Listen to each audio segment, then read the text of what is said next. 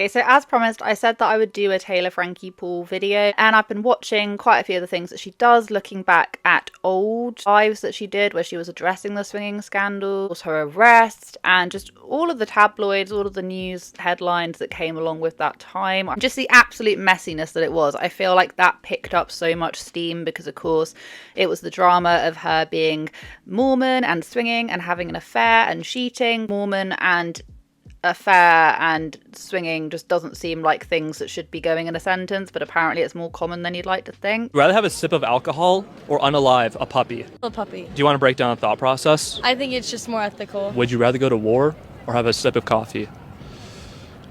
Definitely war, because my values prohibit me from drinking coffee, so I just think war is like a better option. And until now, she hasn't massively really addressed any of it. She did go on the Vile File podcast. We'll leave a link to the description box. She goes into detail about all of it. I feel like there's definitely parts of it that I feel like she still is needing to unpack. It's pretty blacked out. And I've never claimed anything. I know people are like, well, you just like sexual assault. And I'm like, no, like I full on believe that I wanted that. So I like never have claimed that. I do know I slept with him. I woke up very messed up down there. And so that was really, really bad. Like, I am aware that a lot of people still are very unforgiving of Taylor. I'm aware of that. I'd like to think that she's going to have a really good redemption arc. I feel like she's going to. I feel that she already, from episode 1 to episode 2, when it was that big time jump, you can just see the differences. Did you take in consideration anything that I have told you before? What do you think? I did not. I'm going to try and do this extremely briefly. Actual swinging in itself, because before she'd broken it down and explained it, it kind of just sounded like she was going behind people's backs and sleeping with other people. Like, you just didn't really understand what was going on. She goes into detail about this. Basically, her and her ex-husband used to have these parties, and by the end of the night, they used to do soft swinging where the girls would kind of like be blindfolded and be kissing and all of this. Now, that was going on for a little while until they then decided to bring in this extra couple who they were only doing this with for a couple of months. But I don't believe they ever actually had full intercourse, because Taylor's ex-husband called it off and said, what would happen if they got pregnant and you don't know who the dad is? Let's just stop this. It's getting a bit weird. She does say that they were very inexperienced swingers. They had no rules. They had no sort of boundaries. They didn't talk about things and they didn't set any rules. Usually when you have people who do swing and they are very much into that lifestyle, have rules, have it verbalized, written down exactly what you can and can't do to respect your partner's, wife's, husband's wishes. These guys had absolutely none of that. So it was, in her own words, kind of like a teenage thing. It was like they were like kids and they were in college, uni, whatever, just kind of,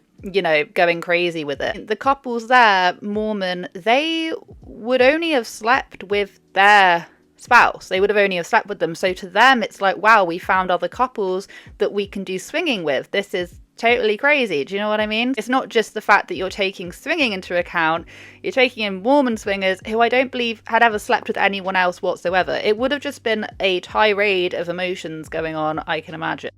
nope. I mean, the most we had a conversation with my husband was like, let's just make sure we're not doing any of that, like behind closed doors with anyone, like no sneaking off, like, because these parties got, you know, pretty crazy. You're drunk, like you don't know where everyone is at all times, and so it was like messy. And so I think we like came to terms, and that's where I went wrong. I will try and break this down as simply as I possibly can. Okay, so when it started getting into a bit of an issue was with Taylor's ex-best friend, who they're no longer friends anymore, and the husband. Okay, the ones who they've been swinging with for a little while.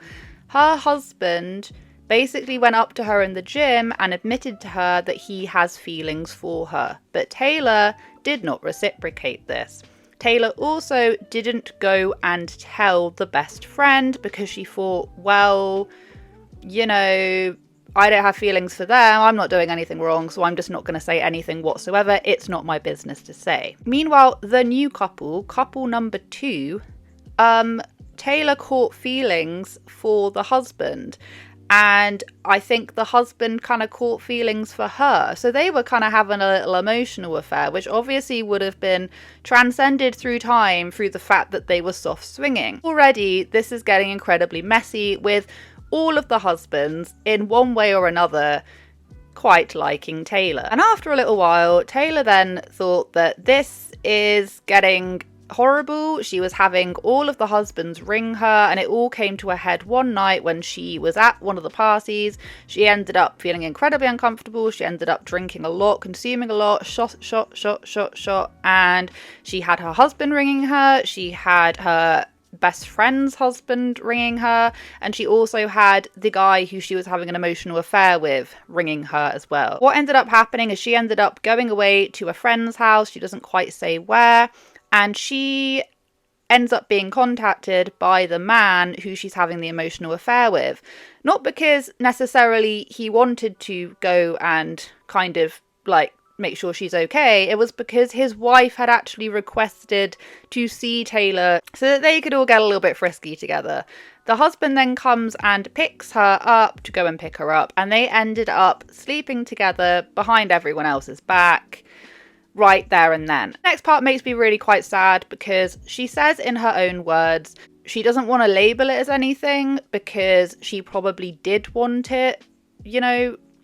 However, they ended up sleeping together. She doesn't remember it. She was like blackout drunk. But the only reason why she knows that they slept together is because she woke up and, in her own words, she was really messed up down there.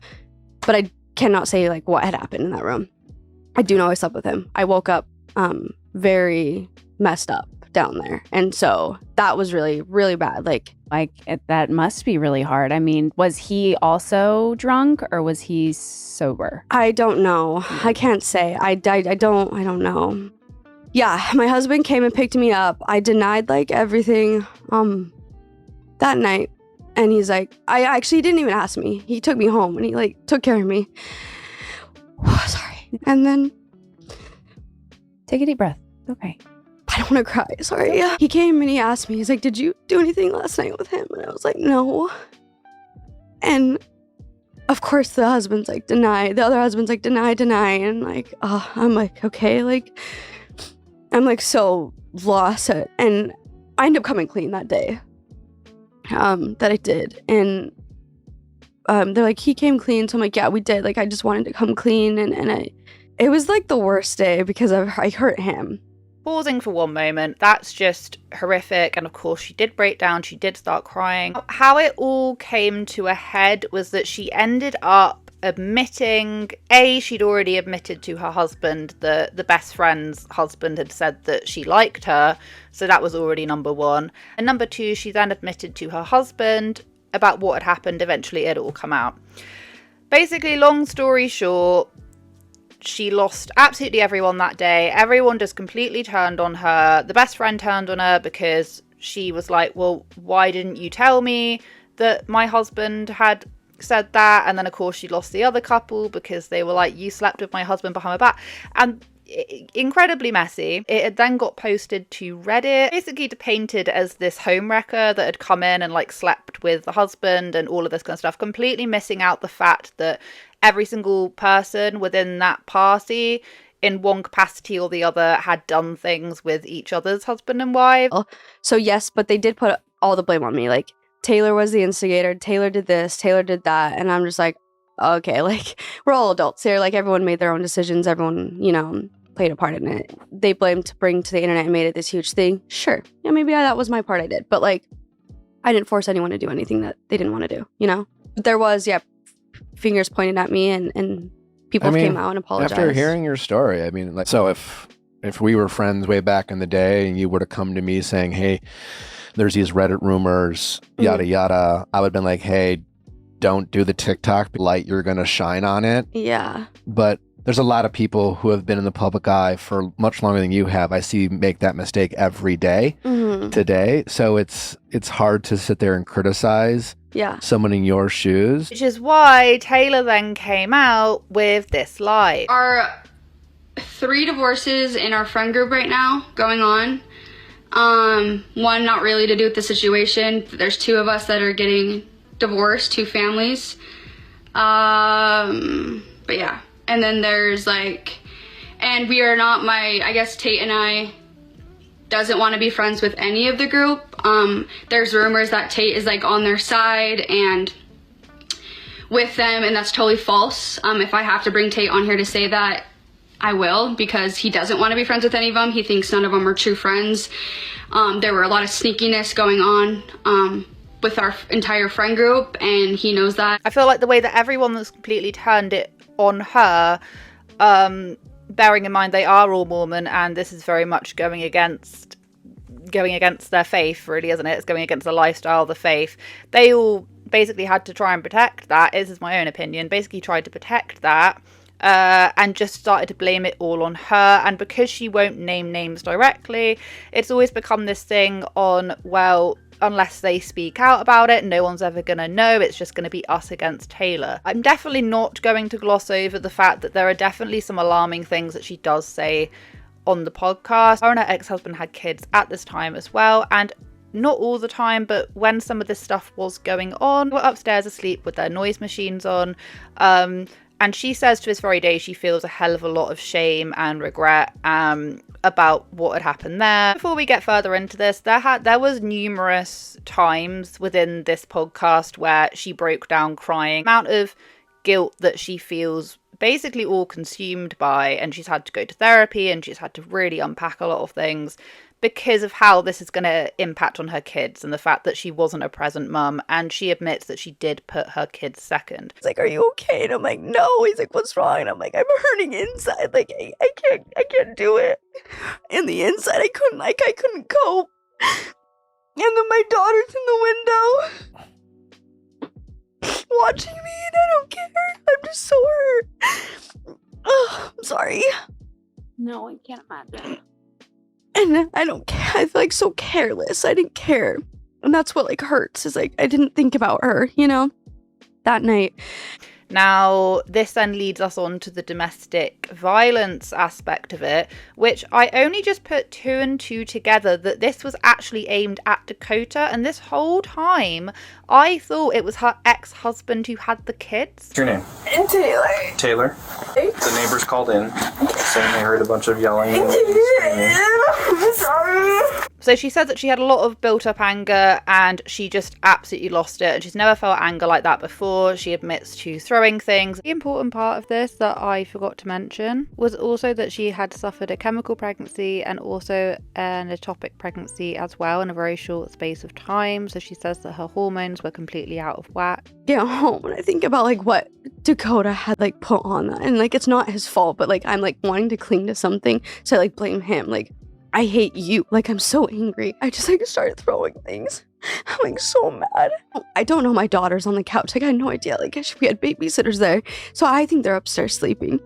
And I'm like so gone that I don't care. Like, and I throw another chair and it like, we don't know if it hit her or not, but like it sounded like it did. So in the police report, it does say like it hit her, but in reality, like, we didn't know if it hit her. It might have not have hit her at all. Like, she didn't have any noticeable injuries. No, nothing was there. Like, my mom took her that night. They inspected her. Everything was good. And she admits that basically all the allegations that she made against Dakota were untrue. He was just trying to hold her back, but it put him in a very uncomfortable position. She says that actually that night was a massive blessing and that she's glad that it happened because it pushed her to change for her children. It was like she'd hit rock bottom and she couldn't go any lower. Came up good because I really got like help that I needed. So like I instantly got in classes, therapy, like EMDR. Like it was like a very wake up call that I needed that I wasn't doing. So I felt like it was my rock bottom to hit, to like finally wake up and go get help that I needed, to take in my kids' consideration. Because I feel like when you're like in a really low place, like I was fine with my ex taking them. Like I feel like I couldn't be a good mom. So I was like, yes, like if you're like good, like I feel like I was like okay with them being gone a lot, which now like I hate when they're gone. Like I'll take them at any chance I get. So I feel like you can just tell a difference of like healing. I'm sure maybe not to that extent, but moms can relate of being so low. You cannot like be a fool. You can't be like your best self for your kids, you know, because it woke me up of being like, I was in this like still like not being like a bad mom, but not being like the best mom I could be. I was like so lost, you know? Yeah. And so I feel like that night was like, oh my gosh, like wake up, you need to be better, like get up and do something. And so I felt like yes, I hold a lot of that guilt and that stuff, but I'm like done having the pity party too. It's like, just wake up and be better. Usually there is a turning point where you go, I can't do this anymore. I need to be better for my kids. I need to be better for myself. And she had that moment of realization. And she says that she hasn't touched alcohol since. Does then just bring her mum into it a little bit. So we know that through episode 1, her mum was excruciatingly angry at Taylor. And I feel that justifiably, when you're dealing with somebody who is just kind of lost in that moment and they're just on a one-way mission to wreck their life, which if you've experienced maybe yourself, if you've been like that, or you have seen friends or you know people that you can't get through to them, they are literally on a one-way ticket to destroy their lives. And until they hit rock bottom, they're not going to do anything about it. I've had many stages like that in my life, and I know a lot of people that have as well. Taylor in episode 1 reminded me of that, and I think maybe the reasoning why I was resilient to really like her was because maybe it reminded me of old versions of myself. And I think her mum was so hostile towards her and was like, I can't believe you're doing this, you're wrecking your life, you're wrecking my life. There was also a lot of shame as well in the fact that, you know, the kind of Mormon elements to it of leading this double life that does not align with your faith. Swinging in itself, it's like, people do it. In a lot of cultures, it's not illegal. It is fine. You do what you want to do. But for them, it was very much taboo, and it was very much a lot of shame linked to it. So for them, it kind of would have felt a little bit like breaking the law. Do you know what I mean? Like, that's just how I view it. I'm not Mormon. I'm not even Christian, but I can imagine that's probably what it would feel like. Her mum still holds those values, I do believe. So of course you're going to get it from the aspect of, I'm your mum and I don't want you destroying your life, to why are you not being a good Mormon? Why are you not working in your faith? Would have had it double-barreled from both elements. I know you guys prefer marriage before moving in, but like, that's obviously not how it's gonna go. I'm not supportive of it. Why do you have to rush it? Because we're having a baby. I know, but that doesn't matter. You'd rather me do it alone. Yeah, that's the choice you made when you got pregnant. Our religion, marriage is like essential to have that partnership. We believe like it's a sacred thing. That's what me and your mom have tried to teach you. I don't want a revolving door of men attached to my daughter and to my grandkids. But I was more interested in like her backstory rather than what's going on between Dakota and the people who he was kind of lying about being with. But Jenna, that woman, I think it's Gemma, I don't know, it's one of them. She actually came onto TikTok. We're pretty sure that this is actually her. Taylor says that maybe she'll appear in the next season.